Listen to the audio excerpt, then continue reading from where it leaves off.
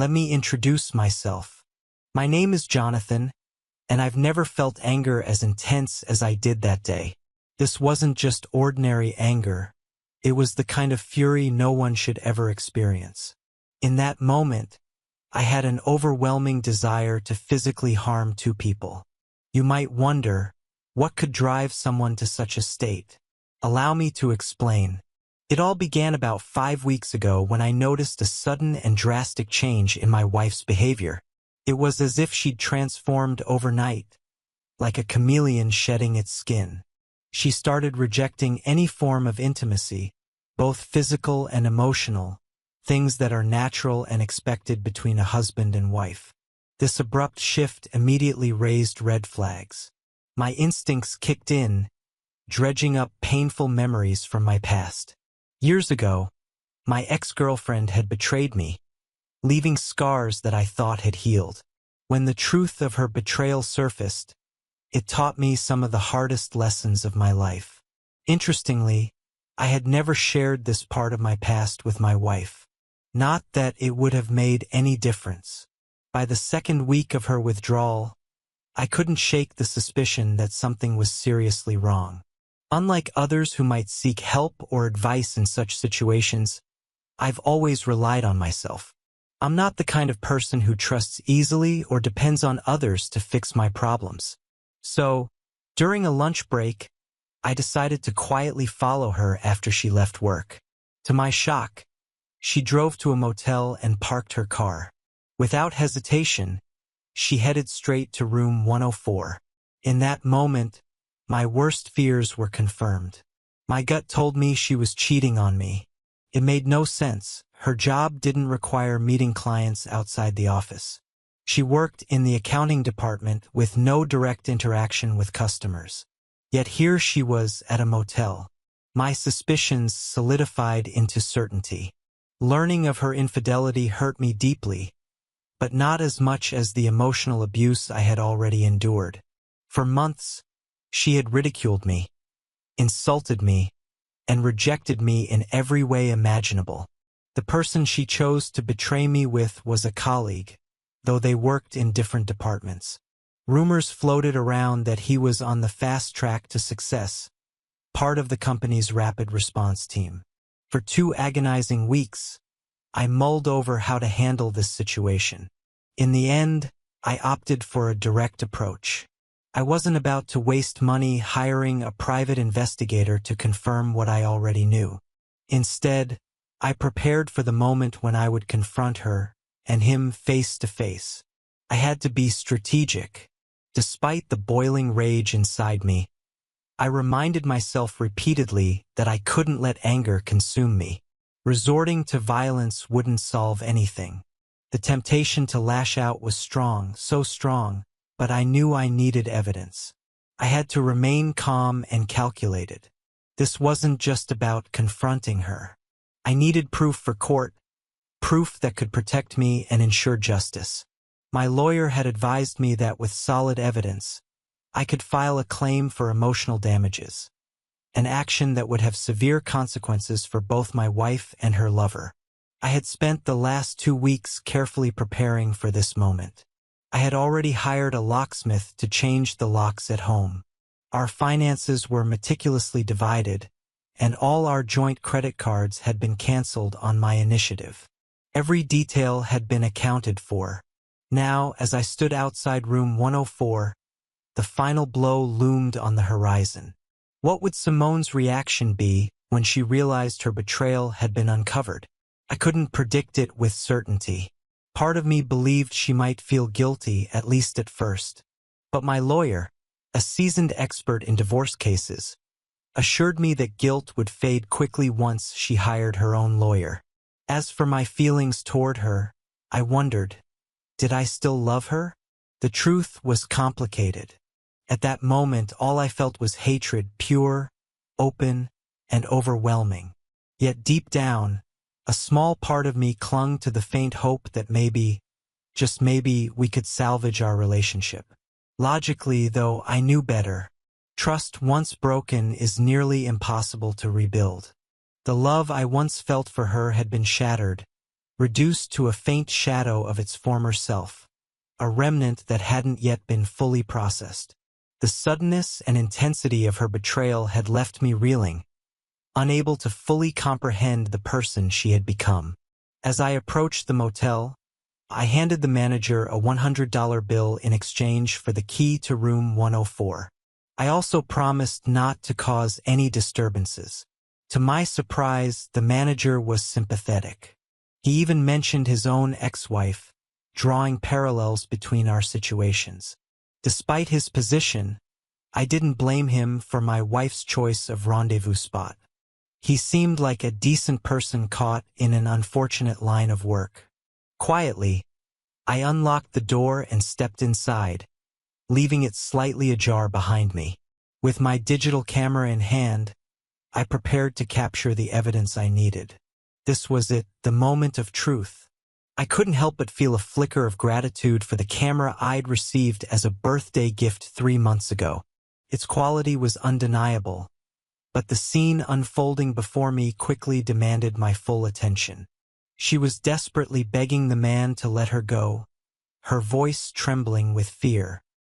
His anger was evident as he stood, attempting to regain control of the situation.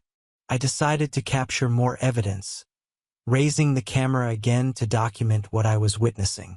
Simone's tears streamed down her face as she cowered before him, her vulnerability painfully clear. He continued his disgusting actions, oblivious to her distress.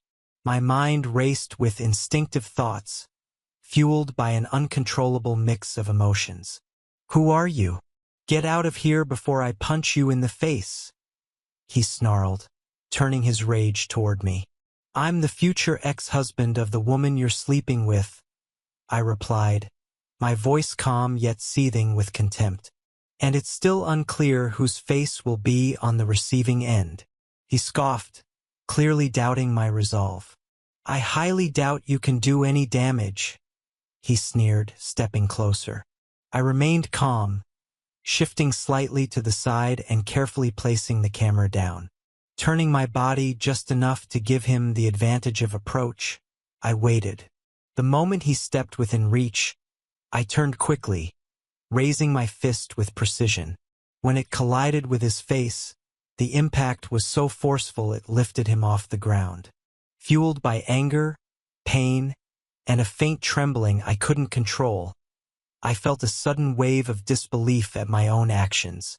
I hadn't intended for things to escalate this far, but my emotions had overtaken my judgment. Bending down, I checked his pulse. Relief washed over me when I found it steady. He was alive but unconscious. At that moment, Simone's voice broke through the tension, soft and frantic. She was mumbling incoherently, her words barely audible through her tears. Turning toward her, I noticed her trembling frame as she hugged herself tightly, sitting against the bed. She avoided my eyes, her fear palpable. Simone's tears continued to flow as she sat there, shaking, pulling the sheets around her as if they could shield her from the truth. For weeks, her behavior had been erratic, but now it was clear. She knew that I knew. The game was over. "I'm filing for divorce," I said flatly, my voice devoid of emotion. "The locks have been changed. I've opened a bank account, and your share of our property has already been transferred. You've been officially notified. It's over." I placed the divorce papers on her lap. She glanced at them briefly before finally meeting my gaze. Her eyes flickered with a mixture of fear and sadness, but no words came. The silence that hung in the room was heavy and suffocating. As I turned to leave, her voice broke the silence, desperate and pleading. "Wait, let me explain. Please, Jonathan, please," she cried. But I didn't stop. I kept walking, my resolve firm. I knew that if I turned back, her tear-filled gaze would weaken me, pulling me into the emotional chaos I'd spent weeks trying to escape. There had been too many unresolved issues, too much damage done. I couldn't go back to what we had. It was gone. When I arrived home, The locksmith was waiting for me, diligently replacing the last of the locks and reprogramming the garage door opener. I thanked him for his prompt work, slipping him a $20 bill as a gesture of gratitude. Sitting at the kitchen table, the same place that had once held so many warm, loving memories, I reflected on the years we'd spent together. Simone's sudden change still puzzled me. What had driven her to such a betrayal? What had caused her to disregard the virtues she once claimed to admire in me? I didn't understand her motives, but I knew one thing for certain. Our relationship was over. 5 weeks of pain and harsh words had transformed me into someone unrecognizable. Someone Simone clearly hadn't noticed I'd become. The person I was before her betrayal no longer existed. My thoughts were interrupted by the ringing of my phone. Glancing at the caller ID, I saw Simone's mother's name. I hesitated, then answered. "Hi, Jonathan here. What's the matter?" I said, trying to keep my tone neutral. To my surprise, Doris's voice was filled with concern. "Jonathan," she began. "Simone came to me in tears.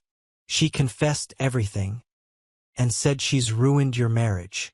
Curious, I replied, "Well, Doris, it's a little complicated. Simone will need to explain what happened herself. Today, I found her in a motel room and handed her the divorce papers. Jonathan, I don't understand what's going on between you two," Doris said, her voice trembling with confusion. "I sincerely apologize, Doris. You know how much I love you and Sam. This whole situation is undoubtedly hard for all of us, but it needs to happen this way," I said, my voice cracking as tears began to stream down my face. Despite my anger toward Simone, I still held a deep affection for her parents. Over the years, Doris and Sam had shown me nothing but kindness and warmth throughout my relationship with Simone. The anguish and bewilderment in Doris's voice pierced my soul. I felt a strange sense of relief that this conversation was taking place over the phone. I didn't want them to see me like this. "Jonathan, can't you find a way to work this out?" Doris asked, her voice heavy with worry. "Iduptite, Duris." "This isn't a small issue. It's serious. Something that destroys everything," I replied, my tone firm but regretful. The silence on the other end of the line spoke volumes. Doris was clearly struggling to process what I just said. I sympathized with her. After all, just last night we'd had dinner together, me, Simone, Doris, and Sam.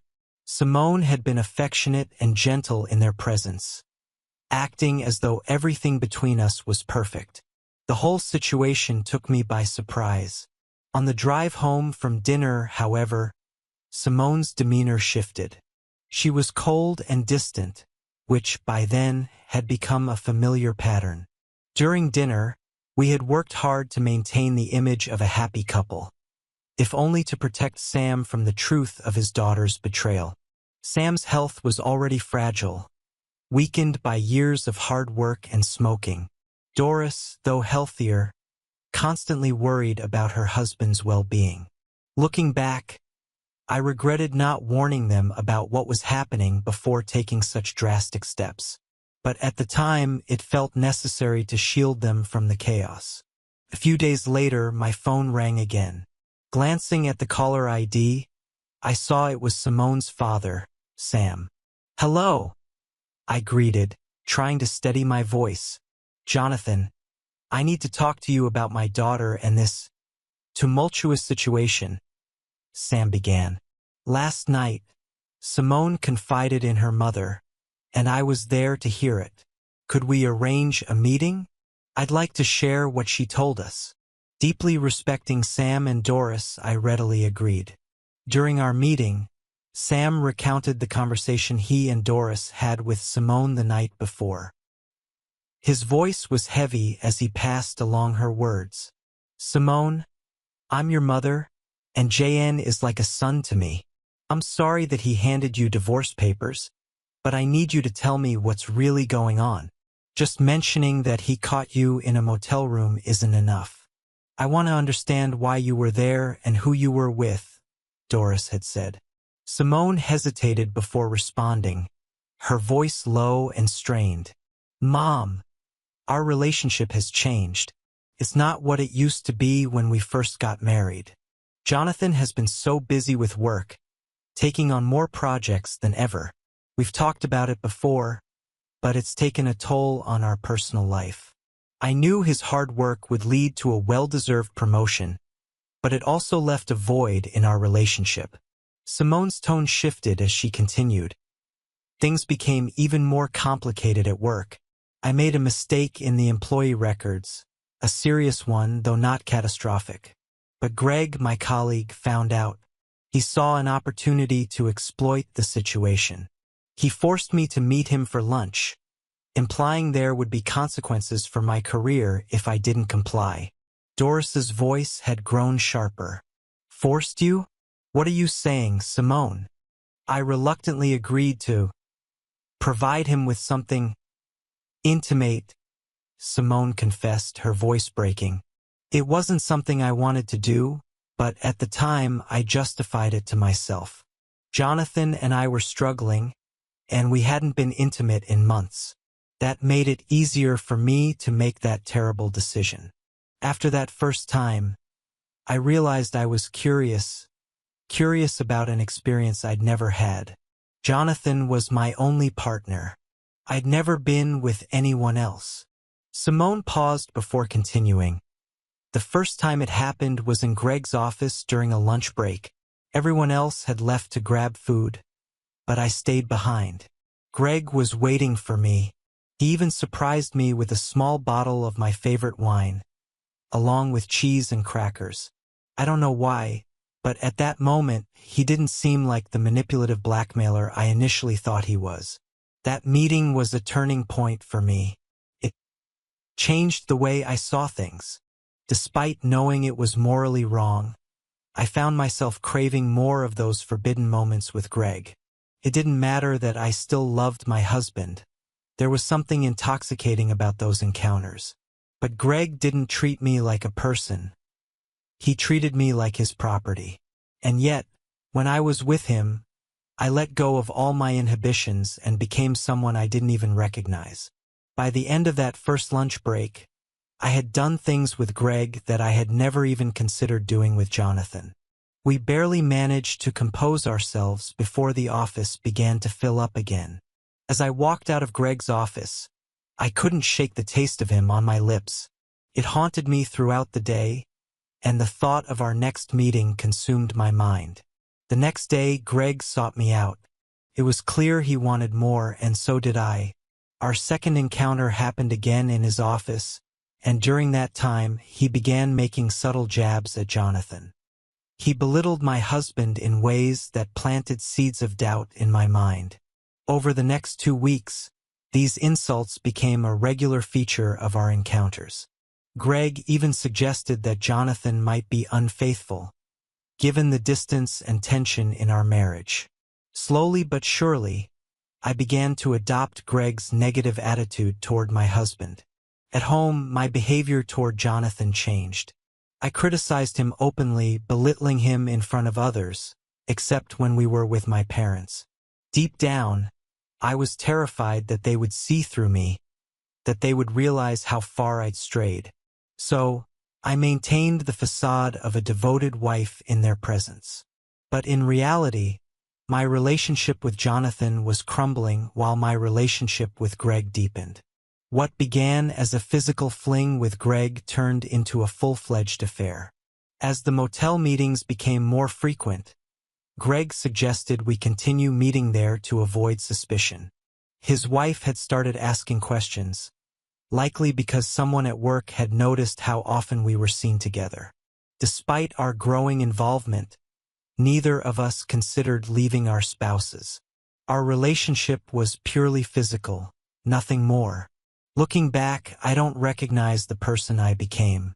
I traded Jonathan's love, respect, and understanding for a shallow, fleeting connection driven by lust and novelty. Jonathan always respected me, He never took anything without my full consent. Greg, on the other hand, had no affection for me. He took what he wanted without hesitation, treating me as an object rather than a partner. And somehow I preferred that. I believed Greg's lies about Jonathan, convincing myself that an exciting affair with Greg was more fulfilling than the emotional connection I once had with my husband. 10 weeks ago, I made the biggest mistake of my life. Unfortunately, it's a mistake that cannot be undone. When Jonathan walked into the motel room that day, I was stunned. I desperately tried to cover myself, begging Greg to stop. Greg, filled with anger, got out of bed and stepped forward. I looked into Jonathan's eyes, but what I saw there terrified me. A complete stranger. There was a tension in him I had never seen before. Without saying a word, Jonathan started taking pictures of us with his camera. Greg muttered something unintelligible, clearly uncomfortable. Jonathan placed the camera on the nearby table with calculated indifference. What happened next shocked me. Greg lunged at Jonathan, but within seconds, Jonathan threw him off. Greg was flung into the air, landing hard on his back. My eyes met Jonathan's again, but this time shame consumed me. I couldn't hold his gaze. Desperately, I tried to shield myself from the chaos, clutching the sheets around me. Jonathan's words cut through the air like a blade. "You're corrupt," he said, his voice cold and steady. Then he casually tossed several folded papers onto the bed. Divorce papers. Couldn't look up. Shame and humiliation coursed through my veins, making me tremble. I felt exposed and vulnerable, unable to process the reality of what was happening. Jonathan didn't yell, didn't rage.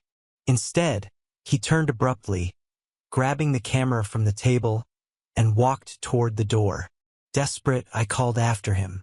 Tears streamed down my face as I pleaded, though I can't even remember what I said. My words felt empty, meaningless. Jonathan didn't stop. He didn't look back.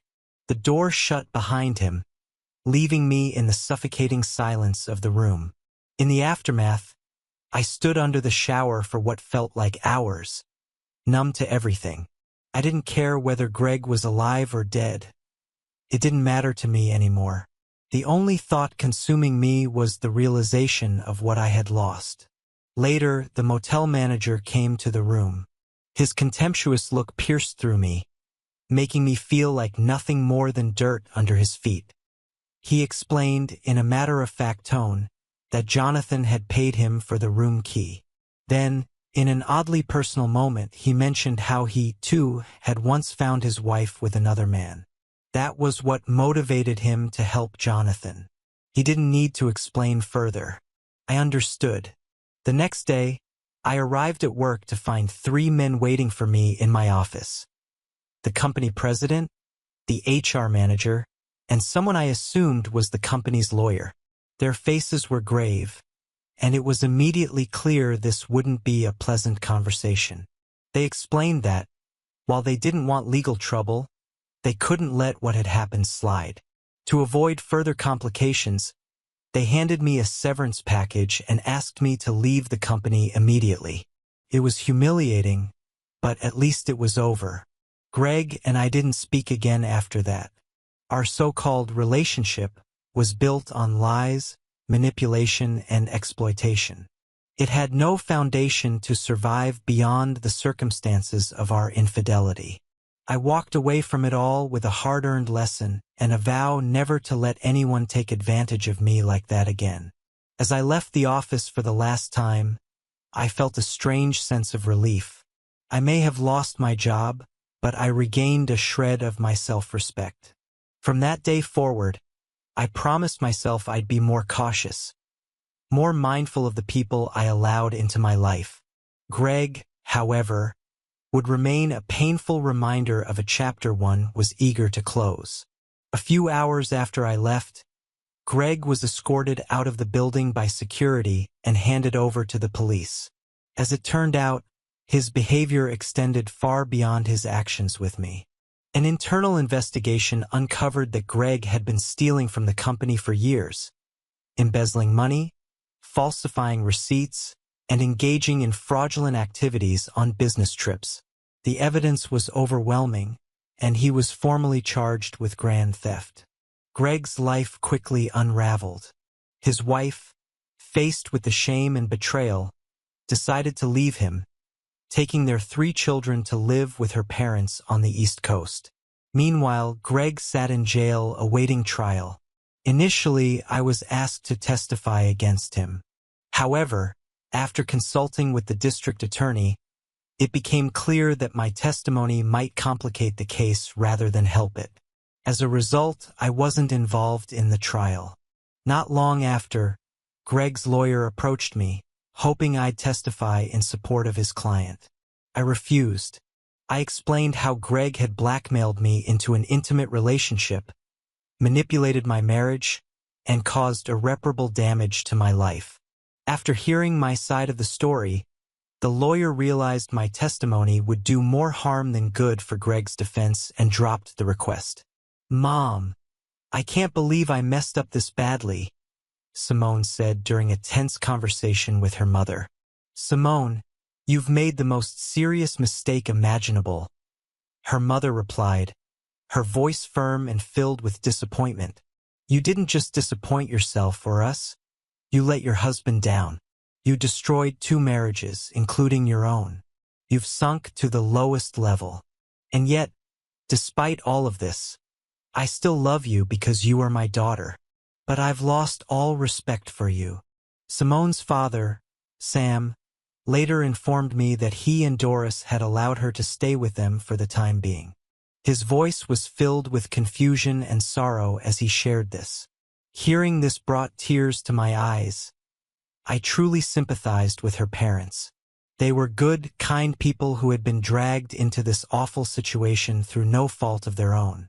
Looking back, I wondered if I should have warned them sooner, but doing so would have risked tipping Simone off and losing the evidence I needed. The photos I took weren't decisive in court unless Simone's lawyer decided to pursue an adversarial approach. However, I had 6 credible witnesses ready to testify about her and Greg's actions. While I hesitated to call their relationship an affair, the nature of their involvement remained ambiguous. Did Simone truly love Greg, or was she coerced from the start?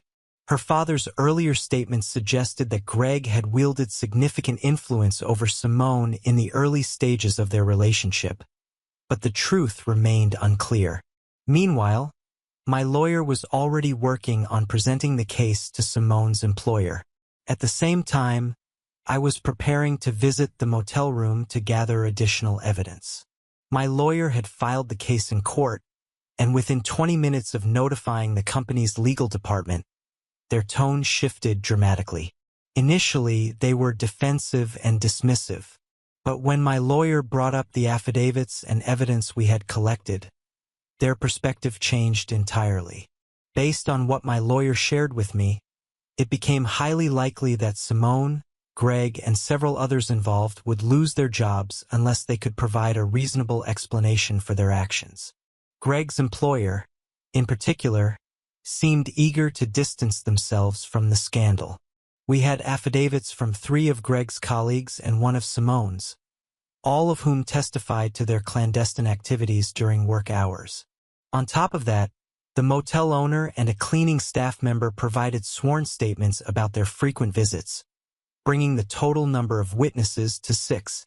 In addition to the witness testimony, I had photographic evidence confirming the nature of their relationship and proving their misconduct during working hours. Greg's reasoning for choosing the motel over other locations was clear. He wanted to avoid drawing attention at the office. Ironically, his efforts to keep things discreet had only made their actions more noticeable.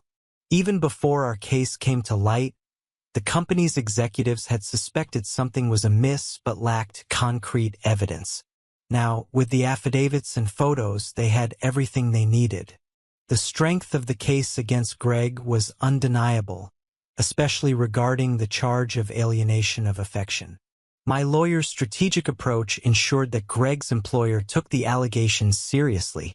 The fallout from our case had far-reaching consequences, not just for Greg and Simone, but for everyone involved.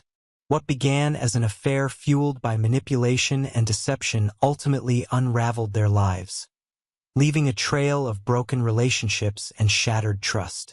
As I reflected on everything, I couldn't help but feel a mix of vindication and sadness. The love, trust, and respect I once had for Simone were gone, replaced by a painful realization of how far we had fallen. The chapter was finally closing, but the scars would remain. My lawyer had meticulously gathered a significant amount of information, including a printed copy of Simone's company's ethics guidelines and workplace relations policy. It was during this process that I uncovered the full extent of Simone's affair with Greg.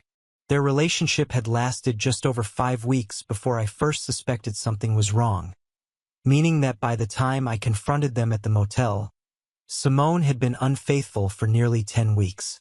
The disclosure of their affair marked one of the most emotionally difficult periods of my life. It was one of 3 defining moments that shook me to my core, and I sincerely hoped I would never experience anything like it again. When I left the motel room that day, I felt an eerie calm unlike anything I'd experienced before. Simone lay on the bed, tears streaming down her face, while Greg remained unconscious on the floor. As I stepped into the hallway, the motel manager approached me. Handing me the key, he placed a comforting hand on my shoulder. "It's hard now, but everything will get better. Take time to rediscover yourself, and eventually, you'll find someone new," he said reassuringly.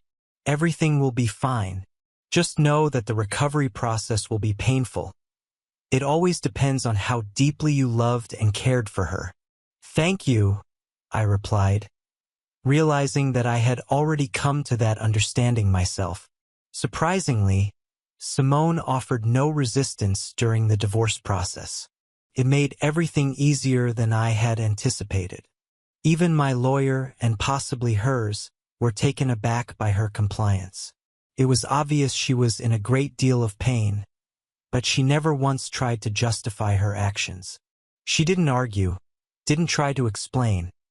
It was as though she had resigned herself to the consequences of her choices.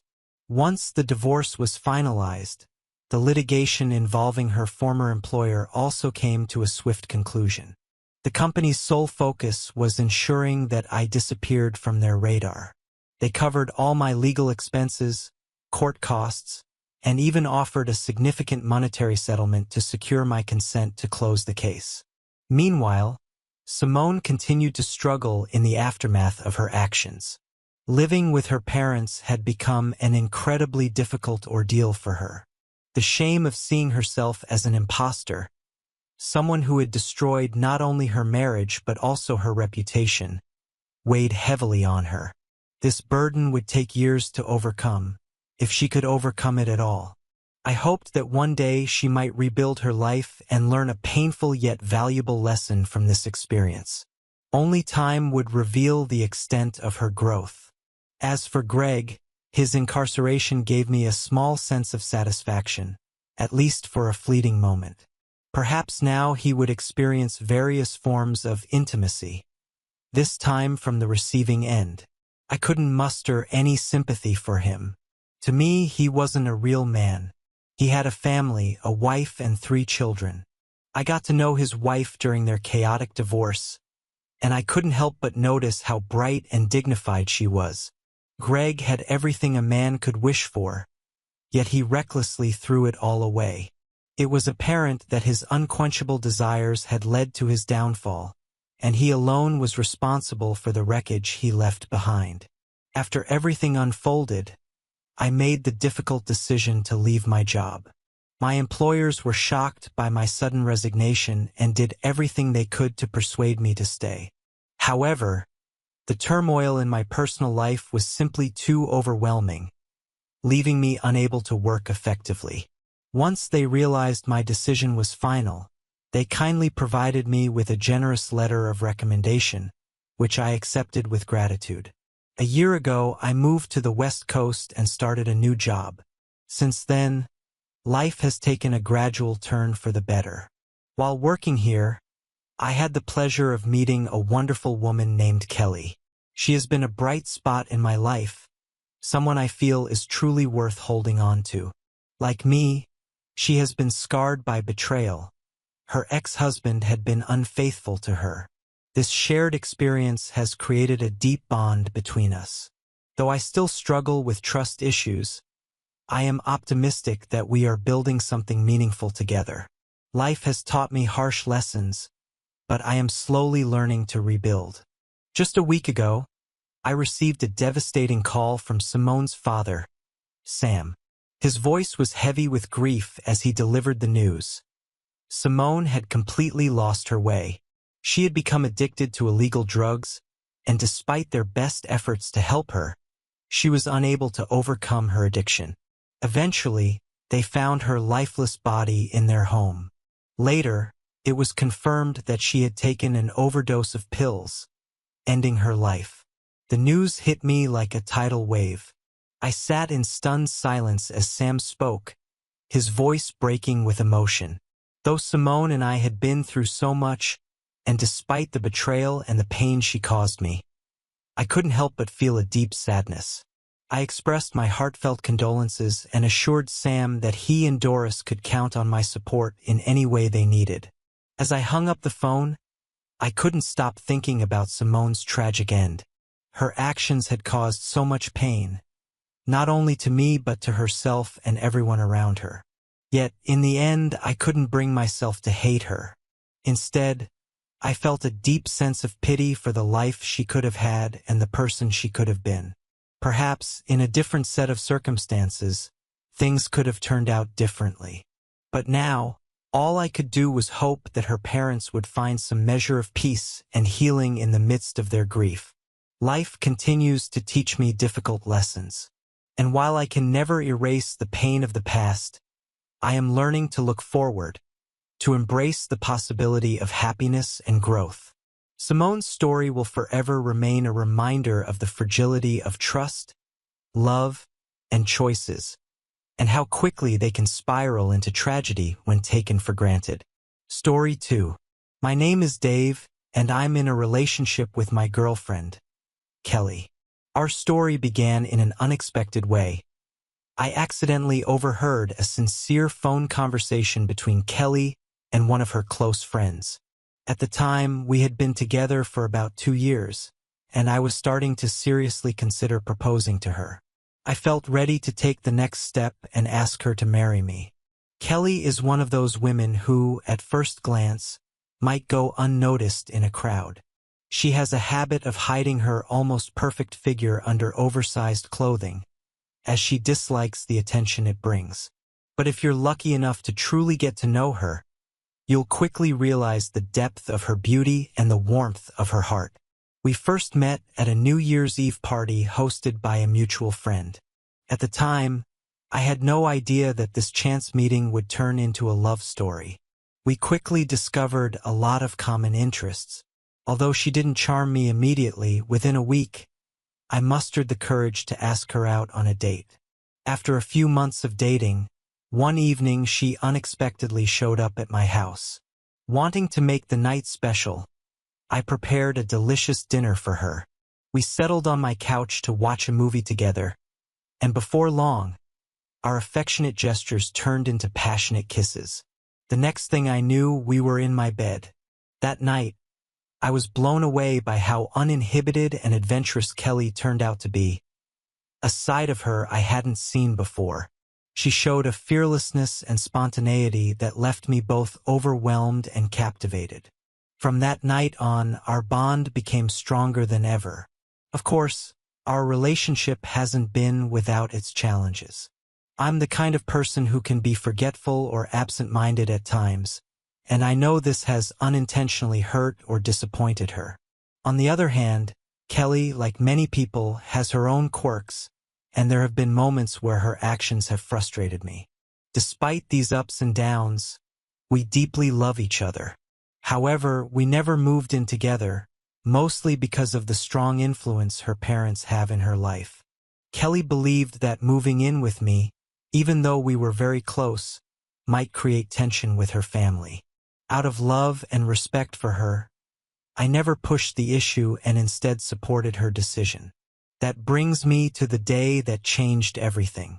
I overheard Kelly's phone conversation with her friend Gina, and it made me confront my own shortcomings and hers.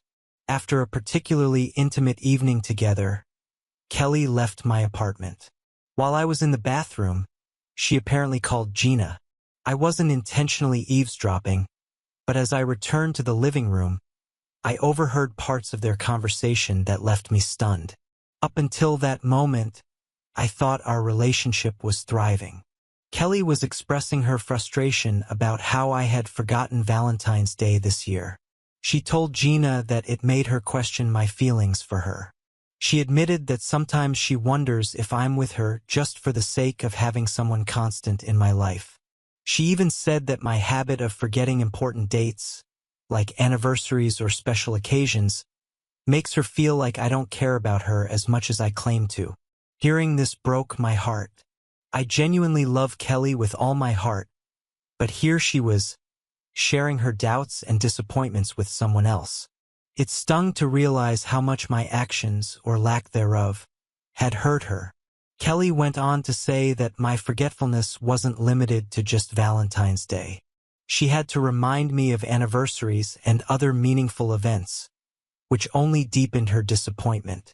She admitted that if I had remembered just one important date and surprised her, it might have made her feel more cherished. Instead, she sometimes felt like she was little more than a convenience to me, or worse, just an object for my satisfaction. The pain in her voice was unmistakable, and it hit me hard. What hurt even more was Gina's involvement. Gina and I have always had a strained relationship. She has never liked me and has made it clear that she thinks Kelly deserves someone better. Over the 2 years that I've known her, I can't recall a single instance where she said anything positive about me. Listening to their conversation, I couldn't help but feel like Gina was subtly encouraging Kelly to leave me. Anger began to build inside me, but instead of directing it at myself for the mistakes I had made, I found myself blaming Gina. Kelly continued talking, explaining how much it hurt her to feel this way. She admitted that sometimes she even doubts whether I truly love her. Then, in a moment that felt like a dagger to my heart, she told Gina that if I forgot another important date, like Valentine's Day, she would seriously consider ending our relationship. There was a long pause after that. It seemed like Gina was listening carefully, likely offering her support in silence. Kelly thanked Gina for being there for her, though she admitted that she wished she had opened up to her sooner. As the conversation went on, my frustration with Gina grew. I felt like she had ulterior motives, trying to push Kelly away from me. Kelly's words revealed how deeply this issue affected her, but they also left me feeling vulnerable and guilty. After hanging up the phone, Kelly seemed unaware that I had overheard everything. That night, I was overwhelmed by a mix of emotions. Guilt for not being the partner she deserved, anger at Gina for always undermining me, and sadness over how much I had unknowingly hurt Kelly. For the first time, I began to truly reflect on my behavior. It wasn't just about forgetting dates. It was about showing her, in every possible way, that she mattered to me. Later that day, after dropping Kelly off at her house, I decided to seek advice from my friend, Mike. I trusted him to provide a fresh perspective, but to my disappointment, he wasn't much help. In fact, I got the distinct impression that he was hoping for a breakup between Kelly and me so he could make a move on her himself. Frustrated, I left and started thinking about someone else who might be able to help. Sam. Sam and I hadn't spoken in a while, but I believed he would give me honest advice. He had always been reliable and grounded, and I trusted his judgment. As I wrestled with my emotions, I couldn't stop thinking about the proposal I had planned. On that fateful day, I was preparing to pop the question to Kelly after she returned from the shower. But after accidentally overhearing her conversation, I couldn't bring myself to go through with it. Instead, I needed to focus on repairing our relationship first. When I finally reached out to Sam, he turned out to be the true friend I hoped he would be. He listened patiently, offering invaluable advice and support. He encouraged me to take action, not just to repair my mistakes, but to show Kelly how much I truly cared about her. Mindful of my poor memory, I wrote down the details of our conversation as soon as I left his apartment. With a clear plan in mind, I sprang into action to secure a future with Kelly. I remembered the restaurant she had mentioned several times as her favorite, a place she adored but had never been to. I immediately booked a table there, sparing no time to ensure everything was perfect. Interestingly, I also recalled Gina frequently talking about the same place. Looking back, I wondered if Gina had been bragging about her boyfriend taking her there, subtly hinting that I couldn't do the same for Kelly. But this time, I wasn't going to let that bother me. I completed the reservation and made the necessary prepayment to secure the best spot for the evening. Then, while shopping for a special gift for Kelly, I stumbled upon a beautiful brooch. However, as I browsed through the jewelry store, I couldn't resist looking at engagement rings. One particular ring caught my eye, an elegant diamond ring with a stunning frame. Without thinking twice, I decided it was the one. The price was steep, so I went straight to the bank to transfer funds from my savings to make the purchase. After that, I stopped by a clothing store to buy a new suit, knowing I needed to look my best for the evening.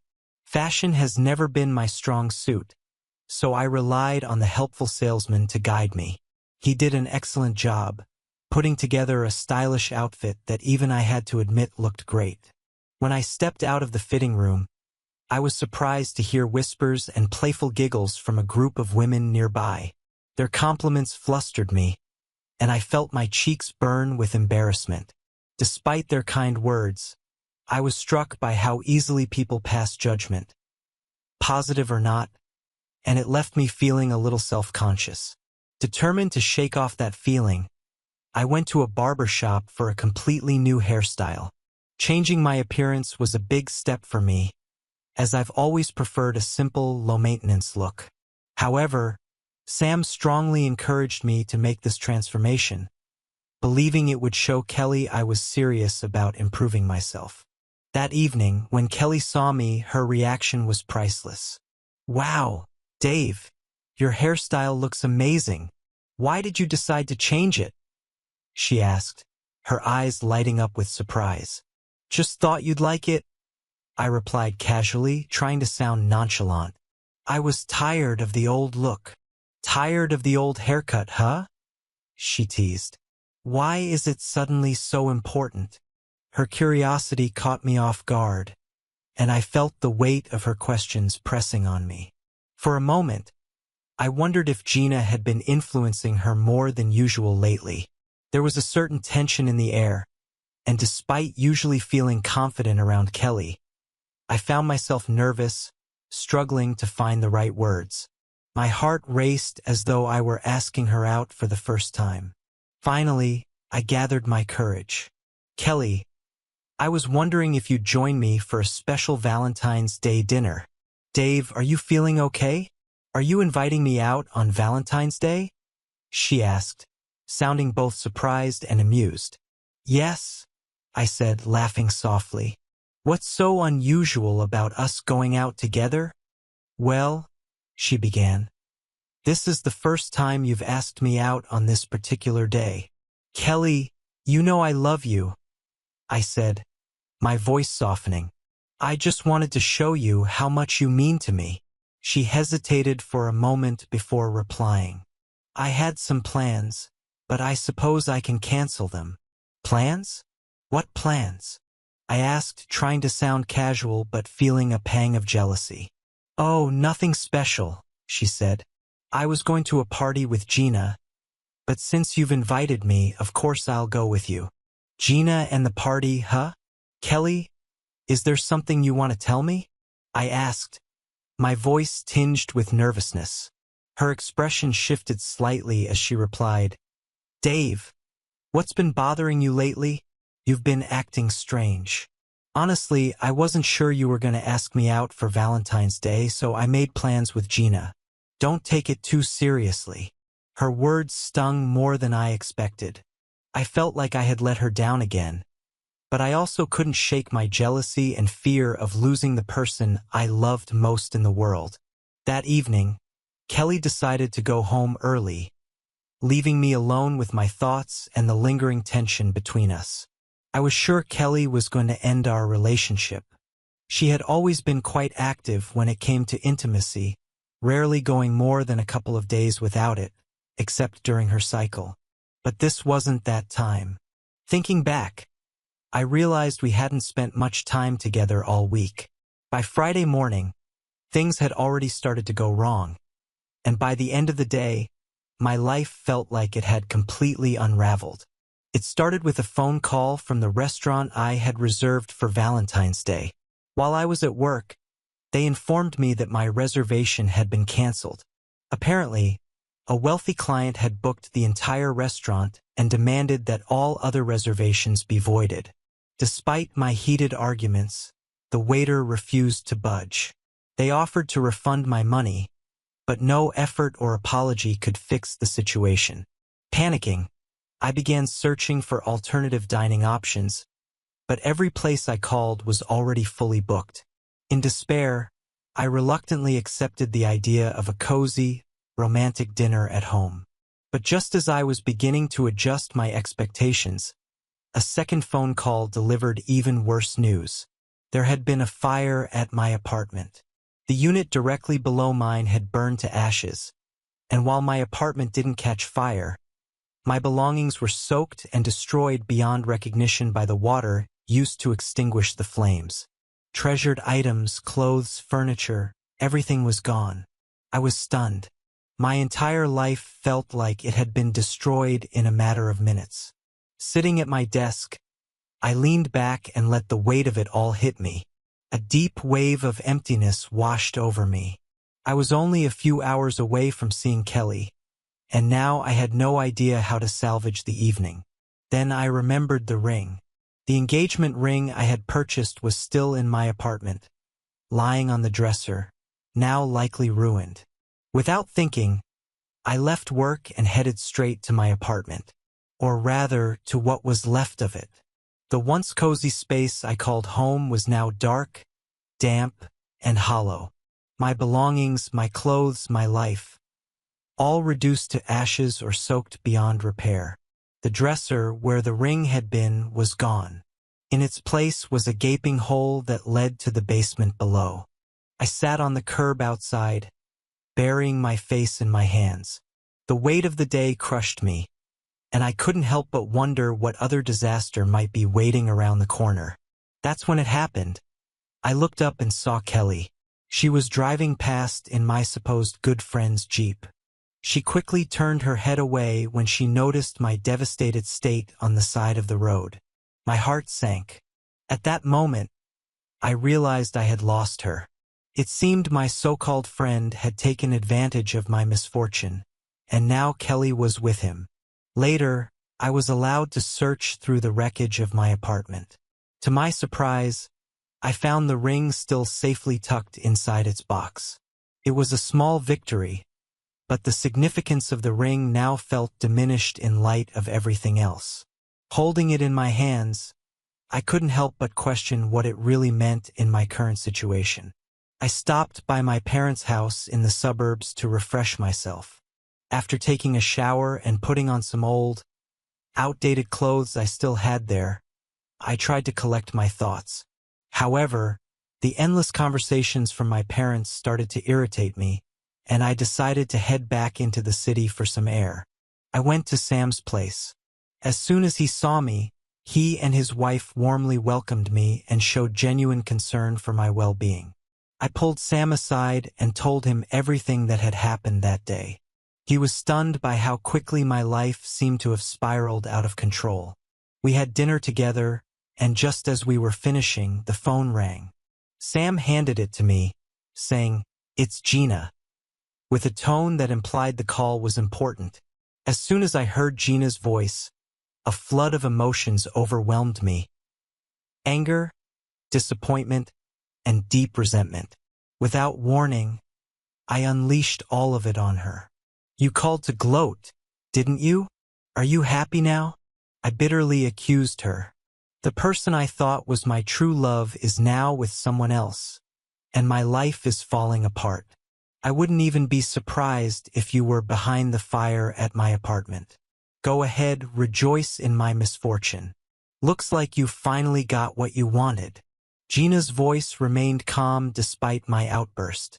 "Dave, I don't know what's happened to you, but I'm certainly not gloating. No matter what, Kelly still loves you, regardless of what you might think. And for what it's worth, I do feel sympathy for you. I heard about the fire and tried calling you earlier, but I couldn't get through." Her words caught me off guard, but I wasn't ready to listen. "You just found out? Then how do you explain Kelly driving by in that Jeep? She saw me sitting there on the side of the road, and she didn't even stop. She just tried to hide." Overcome with anger, I slammed the phone down, cutting Gina off mid-reply. I had lost all sense of reason. I thanked Sam and his wife for their hospitality, but they clearly saw the turmoil I was in and tried to stop me from leaving. Sam must have known what I intended to do next. I headed straight to a familiar place, a bar I used to frequent before Kelly came into my life. The irony of the bar's initials, VC, struck me as bitterly amusing, as they now reminded me of a time I would rather forget. Sitting at the bar, I started drinking. One drink turned into another, and despite the bartender's reluctance and attempts to dissuade me, I persisted. He eventually gave in, pouring drink after drink as I drowned my sorrows in alcohol, unable to face the wreckage my life had become. By the time Kelly and Gina walked into the bar, I was already heavily intoxicated. Kelly's eyes were red and swollen from crying, and Gina looked furious. But in that moment, their presence didn't matter to me anymore. I sat there, savoring my last drink, utterly indifferent to the world around me. The bartender, sensing my disappointment, deliberately avoided my end of the bar. Kelly approached me, trying to hug me, but I pushed her away, my anger flaring. "What's the matter with you, Dave? Is it because Mike and I rode in his Jeep today?" she asked, her voice a mix of confusion and sadness. I couldn't help but feel offended as I replied bitterly, "Sorry. I'm sorry I caught you fooling around with him. Dave, you're intoxicated and not thinking straight. Let's go to my place and talk about this," Kelly said, trying to reason with me. Experiencing a storm of emotions, I stubbornly declared, "We'll talk right here, or we won't talk at all." Despite my anger and intoxication, my love for Kelly ran so deep that I couldn't bring myself to say something truly cruel. Yet deep down, I was convinced she had betrayed me. "Dave, there's clearly a misunderstanding between us," Kelly pleaded. "I want you to know that my feelings for you haven't changed. I still love you deeply. Please, change your mind and come back with me." Her sincerity struck me, but I was too stubborn to let it show. Gina, for the first time, stepped closer to me, her expression stern. "If you weren't in such a state of intoxication and despair, I might have reacted differently," she said. "Kelly adores you, and you're sitting here pushing her away. It's time to drop your ego, Dave. You need to rest and talk calmly in the morning." Still enraged, I lashed out, my words laced with bitterness. "You've been wanting me to lose Kelly ever since day one. Haven't you, Gina? Isn't this what you've been waiting for?" Gina's face tightened, but she remained composed. I drained the last glass in front of me, feeling the dizziness and numbness of excessive alcohol consumption take hold. My vision blurred, my head spun, and the next thing I knew, I had lost consciousness. When I woke up the next morning, my head was pounding, the familiar throbbing pain of a hangover. Slowly, I climbed out of bed and made my way to the bathroom. After splashing water on my face, I looked around and realized I was at Kelly's house. My clothes, surprisingly clean and neatly folded, sat on a chair in the corner of the room. As I dressed, I noticed that my pockets were empty. When I entered the kitchen, I found Kelly and Gina sitting at the table, waiting for me. Gina, true to her sharp and sarcastic demeanor, quipped, "Not feeling so great this morning, are we?" Her tone caught me off guard. I had expected her to celebrate her perceived victory over me. Kelly, meanwhile, sat silently, her gaze fixed on the table. Annoyed, I addressed them both. "Well, I hope you're satisfied now," I said bitterly. "Kelly didn't sleep a wink last night, and you're happy about it, aren't you?" Gina's expression hardened. "Satisfied? Far from it. Do you realize how much trouble you caused us last night? Seeing your apartment burned was heartbreaking. But what really crossed the line was when you stormed off and got drunk in that dive bar." I blinked, confused. "Wait, how do you even know about Sam? When did you talk to him? How do you even know him?" Kelly finally spoke, her voice soft but steady. "I contacted your parents and figured out where Sam lives. He told us where you might be. Gina and I visited 3 places before we found you. By the time we arrived at that bar, you were in a state I've never seen before. It was shocking, Dave. Still, I couldn't shake my frustration. So, you brought me here just to gloat? To lecture me? Did my parents ask you to take care of me?" Kelly didn't respond. For the first time, I noticed her shoulders trembling. She was crying, completely overwhelmed. Seeing her like that broke something inside me. I sank into a chair, staring at the woman who owned my heart. Gina's piercing gaze was the last thing I wanted to deal with, but she didn't back down. She stood, walked to the corner of the kitchen, and returned with several items in her hands. Her expression was firm, almost accusatory. "These were in your pockets," she said sharply, placing the objects on the table in front of me. It was a receipt for dinner, a certificate from the clothing store, and a charred jewelry box that once held the engagement ring. "Maybe you can explain the meaning of these 3 things to Kelly. Because, frankly, I'm looking forward to hearing your explanation." I stared at the receipts and the box, my mind racing. The weight of the moment bore down on me as Kelly, her face still tear-streaked, finally looked up at me. Her eyes were searching, desperate for answers. A wave of embarrassment swept over me as I held the receipts and the charred ring box in my hands. My face flushed red, and I struggled to find the words to ask Kelly the questions that had been burning inside me. She had stopped crying and was now looking at me, her expression unreadable. Before I could make a fool of myself, I had to know the truth. "Kelly, why did you go with Mike? And why did you try to hide your face when you saw me?" I begged, desperation clear in my voice as I searched for understanding. "You wouldn't understand, Dave," Kelly replied with a dismissive tone. But then, after a pause, she sighed and continued, her voice softening. "Mike found out about the fire at your apartment and came to pick me up. He wanted to see if there was anything worth salvaging. When I saw you sitting on the side of the road, you looked broken. Your condition was so serious, I didn't know what to do. Instinctively, I panicked and resorted to an ill-considered reaction. I'm sorry for how it looked." Gina, who had been standing quietly until now, chimed in sharply. "Seriously, Dave, you need to stop being so unreasonable. She cares about you so much more than you deserve, though I can't understand why myself." She shot me a frustrated look. "At the very least, you could be kinder to her. She's not doing well either." Gina's words hit me hard. For the first time, I realized how much I had misinterpreted the events of the last 24 hours. I've never tried to ruin your relationship with Kelly, Gina said firmly, her voice carrying an edge of hurt. In fact, I've always supported and encouraged the two of you. It's unfair and insulting that you accuse me without any evidence or grounds.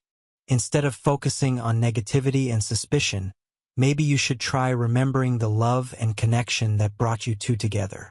It's important to trust each other and communicate openly. Gina's tone softened as she added, I care about Kelly, and I want her to be happy.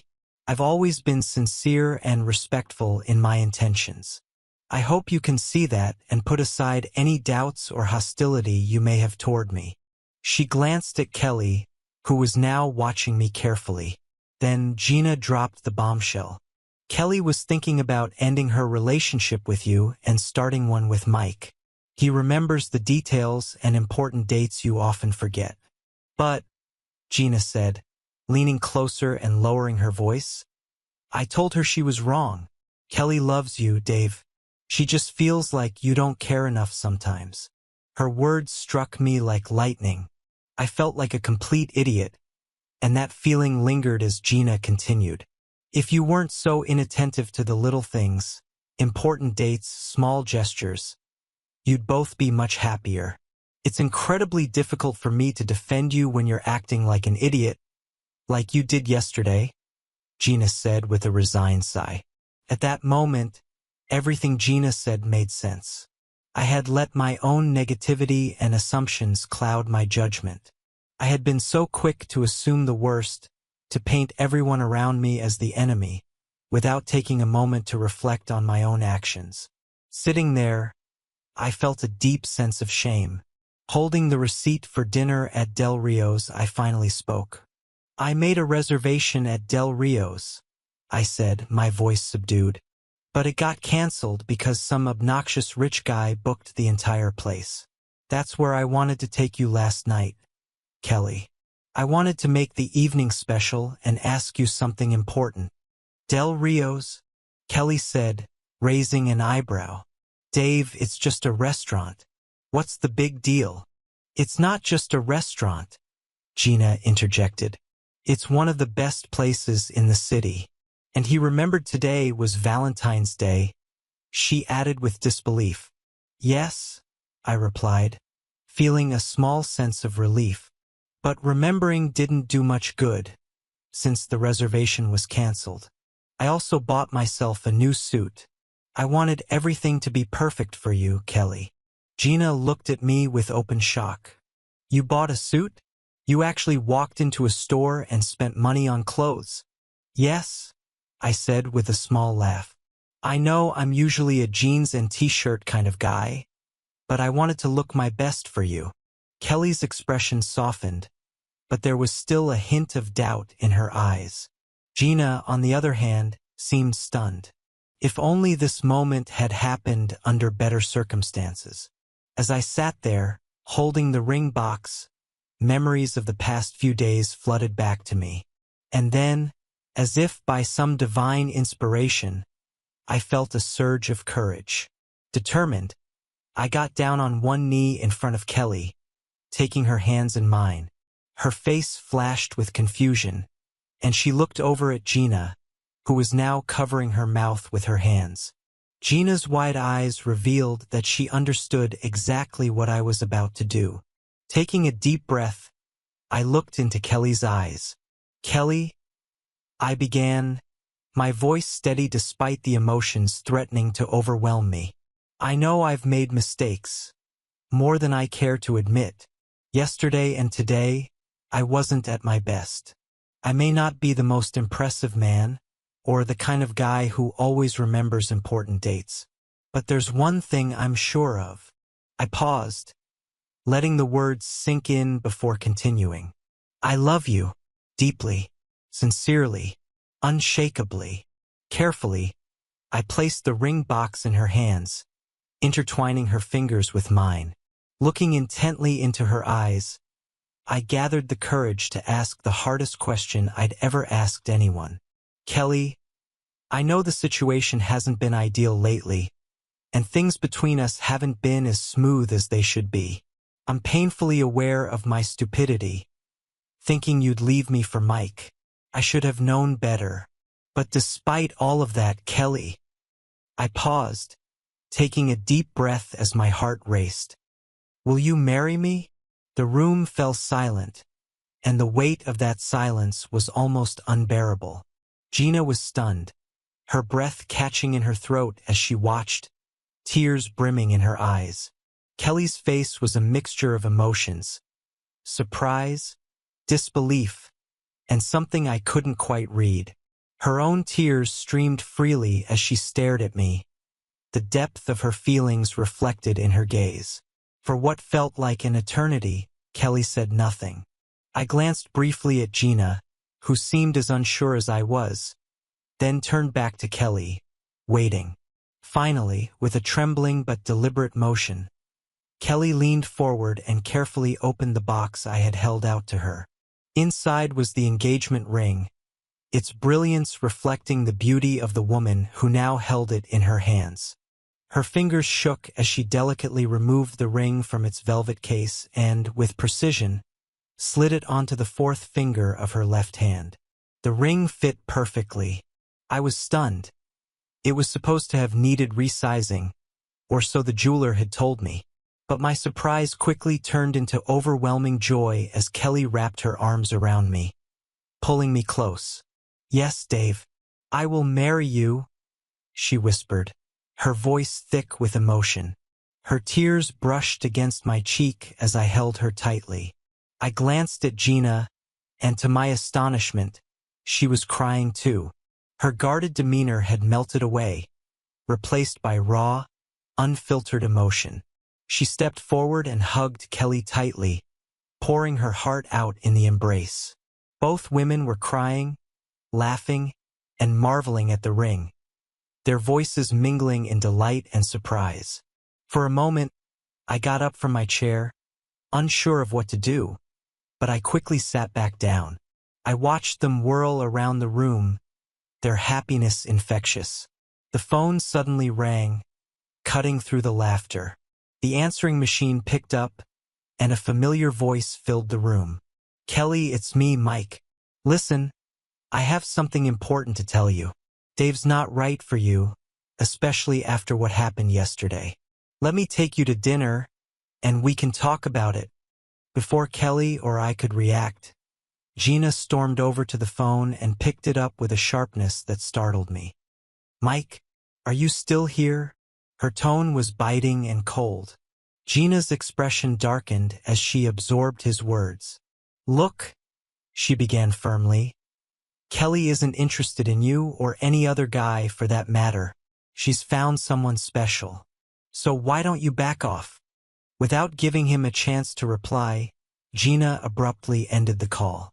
Her anger lingered in the air for a moment, but then, to everyone's surprise, she burst out laughing. Kelly joined in, and before I knew it, I was laughing too. The absurdity of the situation hit me. Gina, who I once thought was against me, had just fiercely defended me. For the first time, I realized she truly cared, not just about Kelly but about our happiness together. Later that evening, Kelly and I lay together in her bed. Her head rested on my chest, and the soft light illuminated the engagement ring on her finger. The gentle glow of the ring reflected her radiant smile, creating a warm and tender atmosphere. I noticed a single tear glistening in her eye, and my heart sank. "Kelly," I asked cautiously, worried by her silence, "what's bothering you?" She hesitated for a moment, then whispered, "Nothing at all. In fact, everything feels incredibly right. Everything is just perfect." Her voice was tender, filled with an irresistible sincerity. She looked up at me, her eyes meeting mine, and said the words I had been longing to hear. "I love you, Dave." As we prepared for a modest wedding, Kelly's happiness was palpable. A smile rarely left her face. Gina, always by her side, helped her plan every detail, and over time, I came to see Gina in a new light. I realized how wrong I had been about her. She had never wanted us to break up. In fact, she had always been a supportive friend. I felt a deep sense of shame for doubting her intentions, but I was grateful to have her in our lives. As for Mike, he tried to contact Kelly more than once, but she avoided his calls and refused to meet with him. For the first time, I felt completely confident in her love and loyalty. Shortly before the wedding, Kelly surprised me with incredible news. One evening, she stayed late at work, which worried me at first, but she returned home with a glow in her eyes that immediately put me at ease. "Dave," she said, her voice trembling slightly, "you're going to be a father, and I'm going to be a mother." Her words left me speechless. For a few seconds, I couldn't even process them. Was this real, or some kind of prank? But as I looked at her radiant face, I understood. This was real. Overwhelmed by happiness, I pulled her into my arms, holding her tightly as tears of joy filled my eyes. My life with Kelly felt like a dream come true. We had a bright and happy future ahead of us, just as I had always hoped. Gina also shared wonderful news with us. Her boyfriend had finally proposed, and she had accepted. Kelly and I were thrilled for her, and we celebrated her happiness alongside our own. As I looked at Kelly, her smile lighting up the room, I knew one thing for certain. Life, with all its challenges and uncertainties, had finally brought me everything I had ever dreamed of. If you enjoyed this, subscribe to JK Tells a Story for more tales.